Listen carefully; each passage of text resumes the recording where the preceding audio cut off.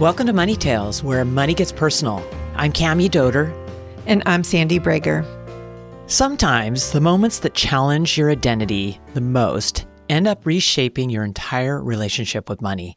In this episode, Bobbie LaPorte, executive coach, former Fortune 50 leader, and author of When the Curveballs Keep Coming, shares what it looks like to navigate financial highs and lows with humility and resourcefulness. After years of corporate success, Bobbie found herself asking a very different question. What do you do when the path you expected disappears and you still need to move forward? Bobbie's story is candid and full of hard-earned perspective and thoughtful generosity. Here are 3 money conversations this episode will help you navigate. First, how your relationship with money is shaped early and evolves over time. Growing up between abundance and scarcity, Bobbie learned to be self-sufficient and still carries that lens into how she saves, spends, and supports others today. Second, what it really takes to get through financial uncertainty. Bobbie shares the reality of starting over, including the humbling decision to take any job available while building something new, and how that shaped her confidence and independence. And third, how to define enough when success keeps raising the bar. Through her work with high-earning clients, Bobbie brings a grounded lens on balancing ambition and wealth with the relationships, health, time, and everyday experiences that often get pushed aside in the pursuit of more. Now it's our pleasure to bring you Bobbie's Money Tales.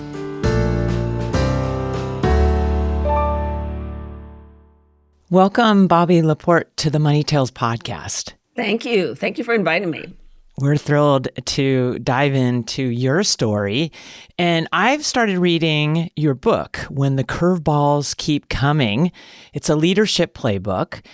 And like life, I'm, of course, reading it as a professional, but I'm also reading it as a human, thinking about like life's curveballs. And it really got me thinking about the fact of planning as best you can. Obviously, you cannot plan for every curveball out there, but plans are really helpful. And I was thinking about, of course, the work we do, the financial planning, the budgeting, and the estate planning, et cetera, et cetera. But I was thinking about it with my life, and I've really been leaning into planning to help myself in life decisions. And it brings peace of mind to me. It brings a calmness to me by going through it. It creates anxiety in the beginning, like, oh my God, I'm unorganized, da da da da. But as you start chipping away at all your long list of things, it really is helpful.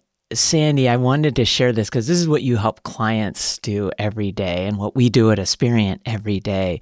And it is just, it's like, I feel the kind of pressure in my chest, the fear of the unknown. And as you get clarity, even if the clarity is not the answer you want, Yeah, it's still clarity, and it gives me just relief, knowing.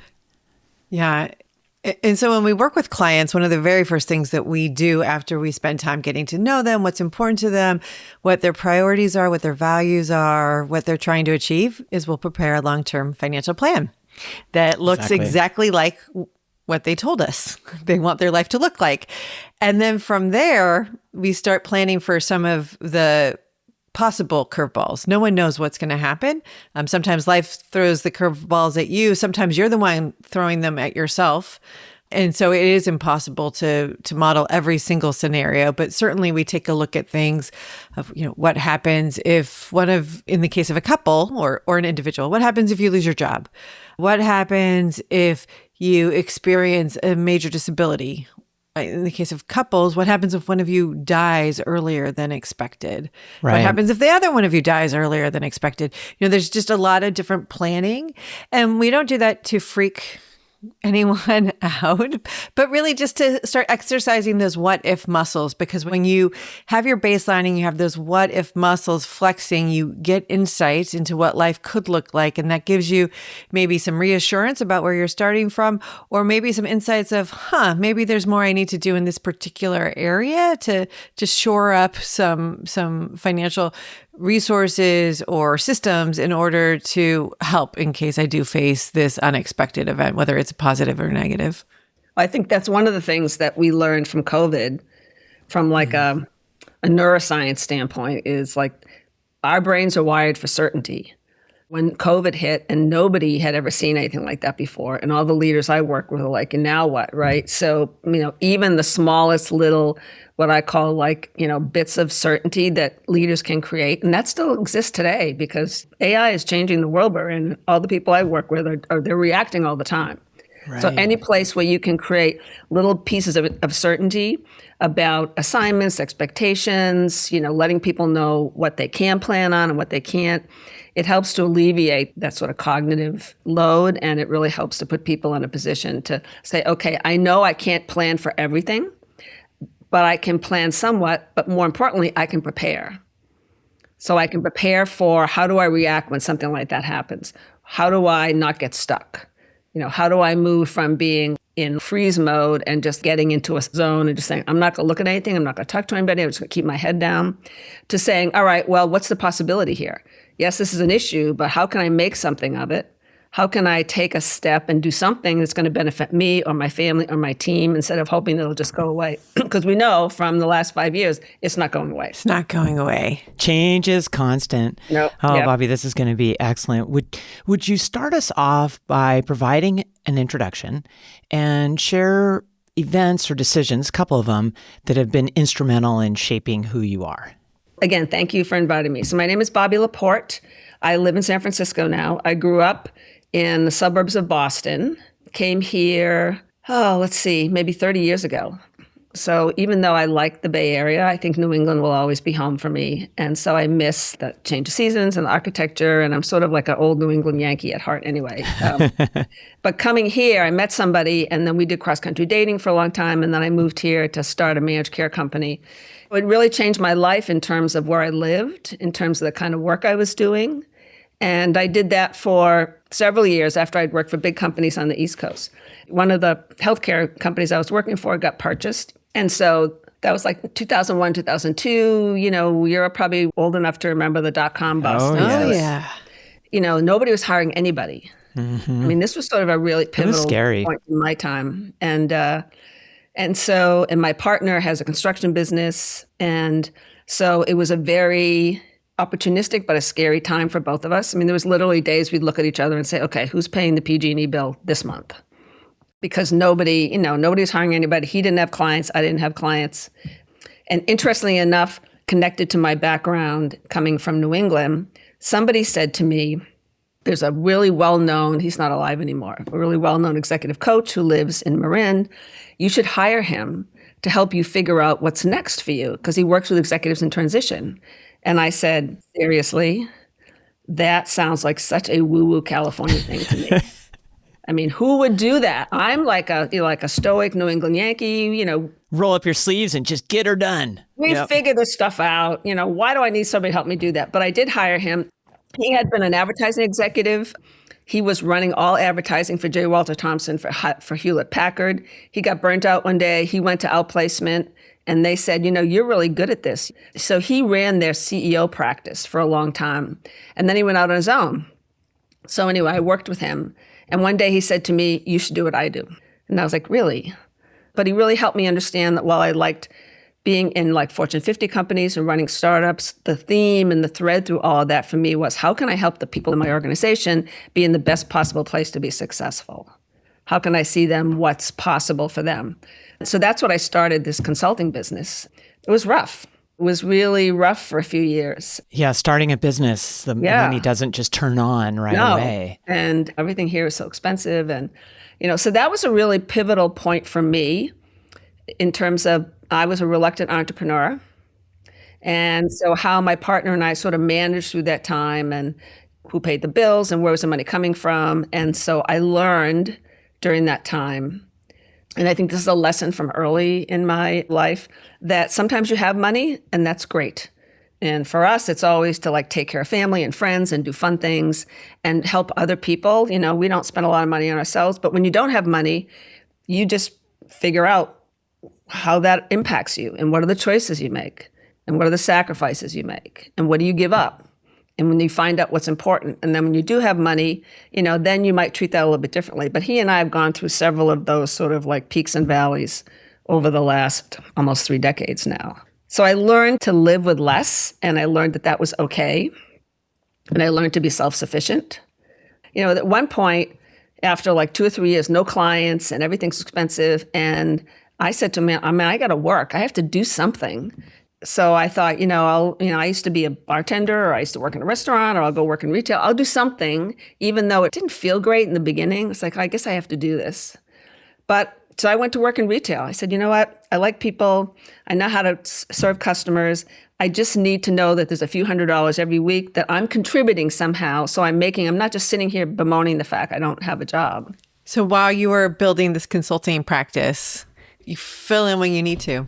But there was a time when one day I was like working. I was actually working at the Gap, and I said to myself, okay, I've been really successful in business so far. I have an MBA from Harvard, but I'm working at the Gap and I'm folding jeans and cleaning toilets. I don't know if this is the right picture, but this is where I am, and this is what I'm doing now, and this is what I have to do to contribute to our household, and it's okay. And that didn't last for long, but that was one of those humbling times when I see people say, oh, I could never go do that, or I could never take a step back, or, I'm making all this money. It's like, sometimes you just have to do what you have to do. And so I learned a lot about teaching people well, and about being humble, and about customer service. And now for all these years, when I go into places, retail places, I am very cognizant of the people who are waiting on you, and that they're making minimum wage, which back then was very different. Bobbie, what an incredible story. And thank you for sharing that, because I think, you brought to your life so many different things. One, when you start off on an entrepreneurial track, it's hard, especially when you come from a very different background. There's a lot you need to do in order to get the business up and running. And she was reluctant to do it. I appreciated that word. It wasn't like, oh, I'm going to go do this. No, there was no entrepreneurial spirit or bent in my background at all. I worked for IBM. I worked for GE. I was a big company girl. There's no way I was going to do that. So you take a risk, go outside of your comfort zone. You're impacted by what's happening in the economy in general, which is true of so many businesses. And then you're starting off in a time where it's very difficult to land new business. You need money. You find an alternative pivot, and you really need to sort of check your ego at the door to do that. And I'm curious, Bobbie, as you moved out of that period of time and you gained more success with your business, how did that experience working in retail to keep things going, how did it influence your money habits?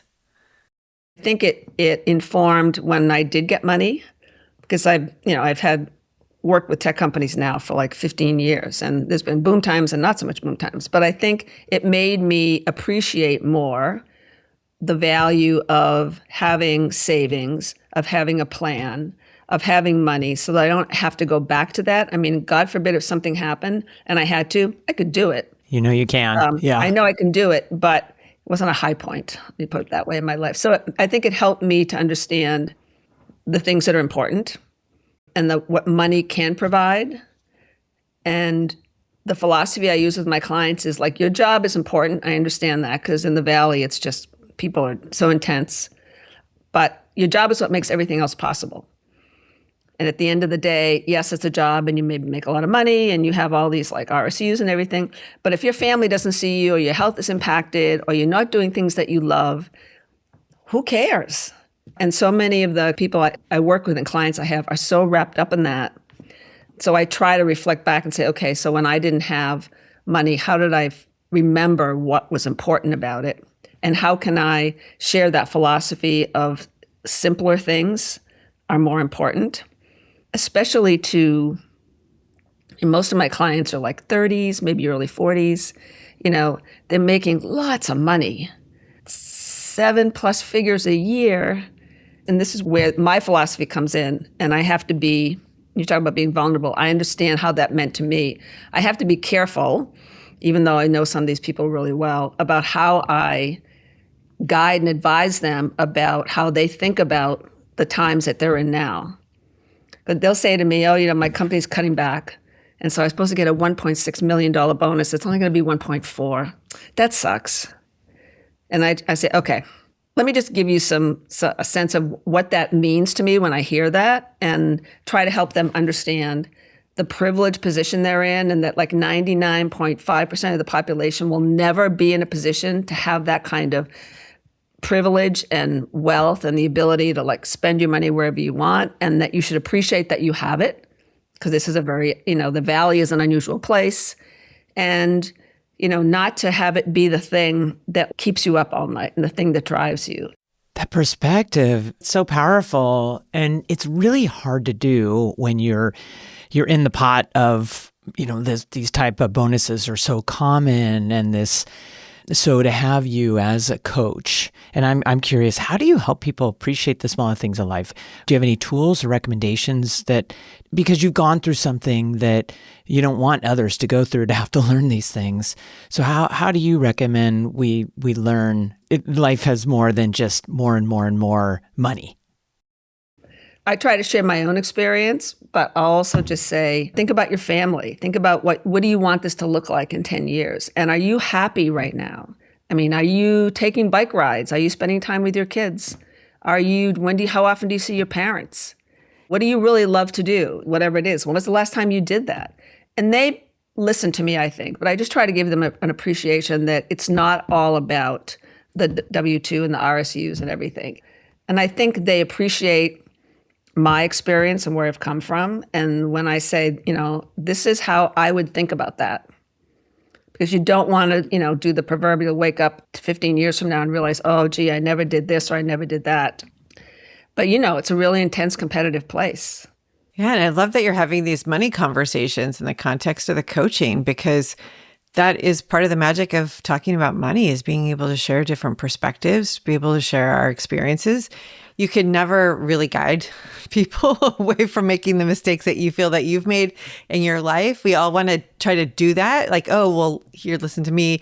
And learning and avoiding mistakes doesn't quite look like that, but you're adding such a rich perspective. And what I'm hearing in the questions you're asking of your clients is really getting down to what are their values? What are their values and their priorities? And I do think that is something in our society that most people lose track of very easily, especially when we work in competitive environments where, everyone is displaying the shiny objects that they're buying. It's so interesting. So, Bobbie, as you think about your relationship with money today, how would you describe it? You mentioned before about having an appreciation for times when you've had it and you haven't had it. But when you think about the relationship itself, how would you describe it? I think it's better. I mean, it should be. I'm not young anymore. When you work for yourself, it's still difficult. But I grew up in a household where, in a middle-class household, my dad was like very outgoing, like golfed, liked to like hang out with his friends, go out to dinner. My stepmother was total opposite. It was like a real scarcity mindset. Can't have this, can't do that, can't spend this money. And so I grew up in that, and I learned I had to like work. I had to find my own money. I had to basically make sure that I was self-sufficient and taking care of myself, which reflects back to, the story I told about starting the business and not having clients. But there's still some of that. So when I have money, and there's never extra, but when I think I have extra money, my approach now is just, I'll put some aside because I need to make sure that I'm saving, but I just take care of other people. Why am I not surprised to hear this? I know, yeah. My family, my partner comes from a big Italian family, and he has 5 siblings. And a few years ago, his mom died a few years ago, and she had cancer, and they all live in San Jose. Her big thing was, I want to be around my kids. And so once a year, we would rent a house. We love going to Tahoe on the lake. Big house, like a lodge, 10 bedrooms, giant house, double kitchens. They're all cooks, big deck. We'd have 20 people and like 10 dogs there at one point. And we would just tell people, Marie's going to come up. You come in anytime you want. And just being able to have everybody spend time with her and come and enjoy themselves, that's an expensive thing to do. But we just felt, what? It was like a no-brainer. This is just what we need to do. And so now I just look at my family and his family and say, who needs help? Who can I kind of get over a rough spot? Who can we put in an experience that'll help them? Even to little things like when we go away to Tahoe for a month or so, I pay the dog walkers. I pay the woman who helps clean our house. I pay my trainer. It's just like, that's income that you're counting on. I know you're not delivering the service. I don't care. I know it's important to you.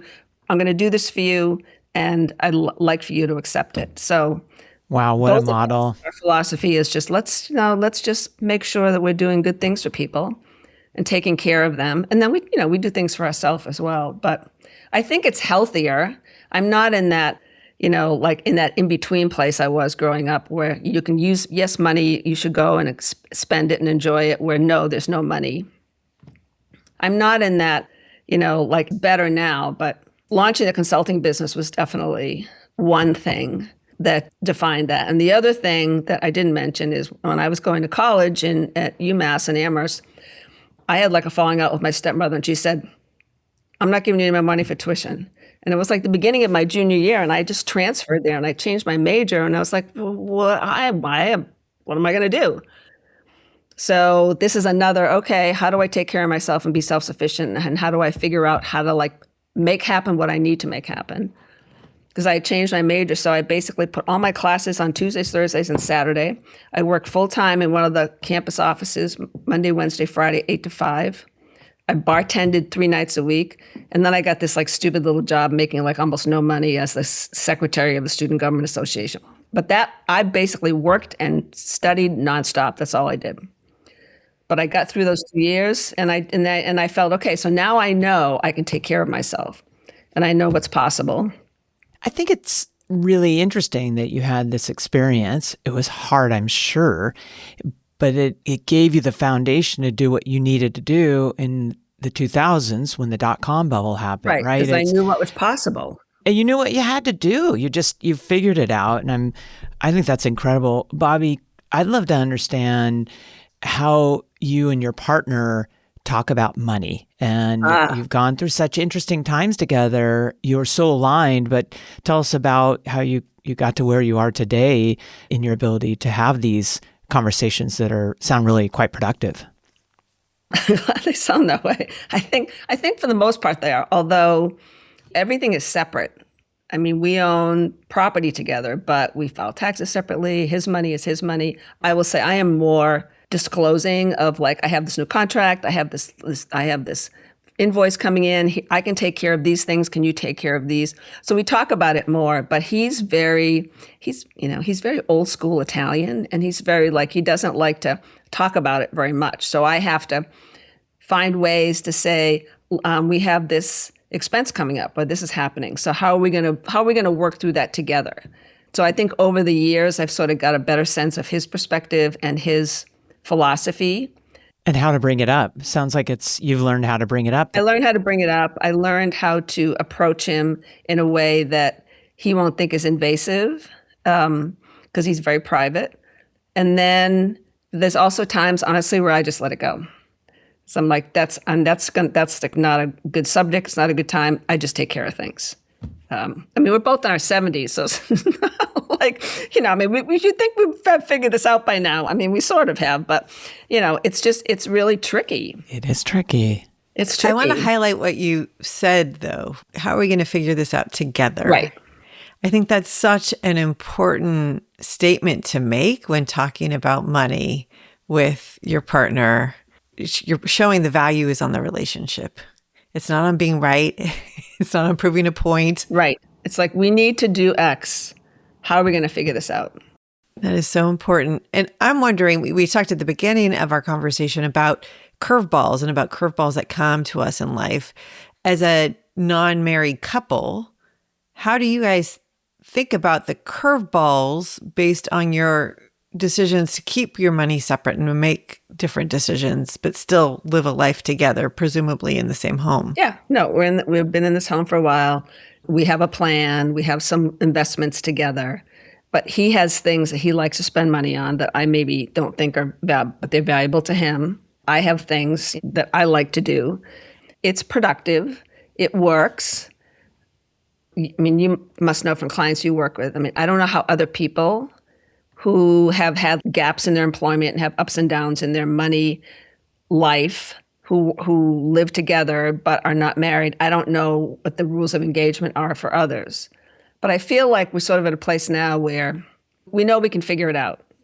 I love that. And I just want to make it very clear, there are no rules when it comes to money and relationships, whether there's a marriage or not a marriage. Like, There are no rules. It's all about figuring out what works for you. And I'm so appreciative that you're sharing how you and your partner have navigated it, because it just provides insights to others of us listening in on, different models, different ways of doing things. Yeah. I don't expect that there's like a magic process or anything. I think everybody just handles it differently. But he comes from a family, and I come from a family where you don't talk about those things.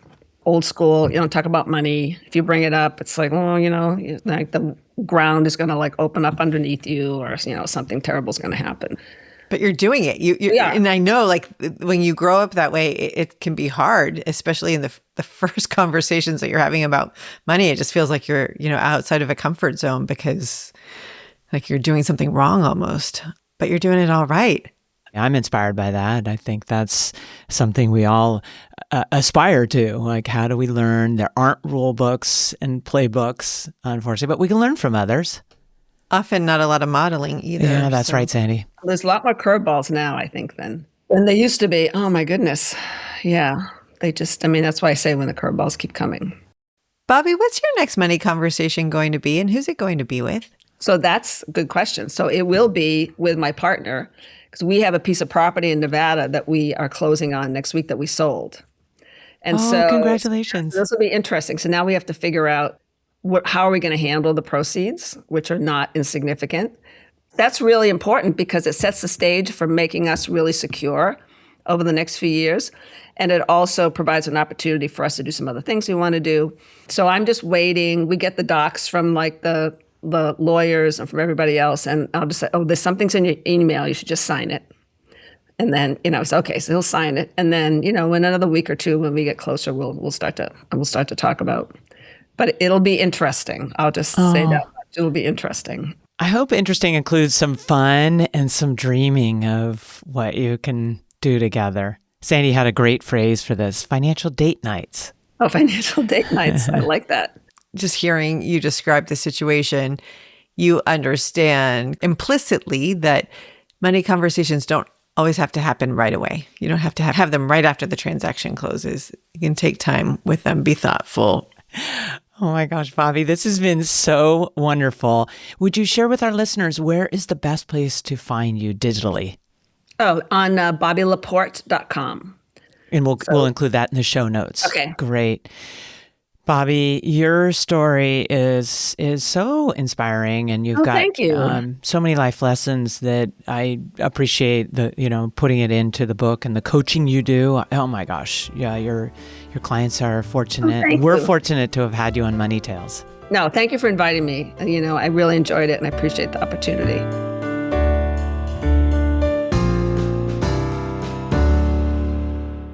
Sandy, what a treat it was to have a conversation there with Bobbie LaPorte. She got vulnerable with us. I learned so much through this conversation, and some of it was just how she showed up and being willing to share these stories that were hard. I appreciated it too. She just poured into that vulnerability. The story of her working at the Gap to make ends meet while she was launching this new business was so insightful. Sometimes you just got to do what you got to do to put food on the table. It must have been hard, but she doesn't come across that way. Yeah, I mean, she had trained for something different, and then she is involved in a major pivot that wasn't like a designed, always on her mind, wanting to do sort of thing. And she did it amazingly well. She brings this experience, I am sure, to her client conversations, which what a gift as a coach to come in and to help people see beyond what they can see themselves, which I think is what a coach can do, is they get outside of your perspective. And I'm sure all those experiences adds tremendously in our conversations with executives and leaders of businesses. And as a result, makes them better, makes the world better. I mean, I don't want to be too dramatic here, but I do believe this is how it happens. It does. And I think it's true for each and every one of us. We are who we are based on, everything we're born with and our natural proclivities, but also in large part by our experiences. And so when we're able to share those experiences, good or bad, and as it relates to money, in terms of Money Tales, just sharing vulnerably like Bobbie did, it really allows us to connect with one another, to learn from one another, to appreciate ourselves, and to share the unique perspectives that we have. Another thing from the conversation that I just really want to highlight, underline, put exclamations next to is the sharing that Bobbie did about the money conversations she and her partner are having and have been having for decades. There's a lot of inspiration out there for many of us. When we're involved in a romantic partnership, money always comes up. It's always a factor. And I appreciated that she was highlighting the emphasis on navigating those conversations in a healthy, productive way that was best for both of them together. Right. It's not always easy to do that. And she shared it takes time and energy. But I think the sooner couples can key into that and build their own methods for having these money conversations, the more productive their not only financial lives will be, but their lives together will be, because they'll be creating positive unity that pours into the partnership that they have. I agree, Sandy. And she was so modest and said, "Oh, have we figured it out?" I appreciated that, because there is no figuring out the one way or the only way to do this stuff, that there's so many. There's two different people in this relationship, as you said, coming from different backgrounds. And life is always throwing curveballs at them. That's right. As her book is so aptly titled. Absolutely. And no, that was a very special conversation. And thanks again to Bobbie for joining us. And thanks for listening in. If you like this episode, please share it with a friend. And we'll look forward to having you with us next time on Money Tales. See you then.